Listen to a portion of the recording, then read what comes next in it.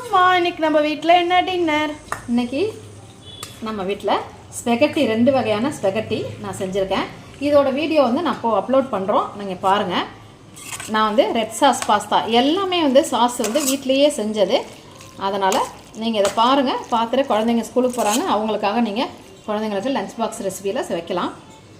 Red sauce பாஸ்தாவும் அடுத்தது white sauce pasta, இதுவும் நான் வீடியோ போட்டிருக்கேன். இன்றைக்கி எங்கள் வீட்டில் வந்து ஸ்பெஷல் டின்னர் இது தான். Red sauce pasta, white sauce pasta, அவ்வளோதான் நம்ம வீட்டில் இன்றைக்கி டின்னர்.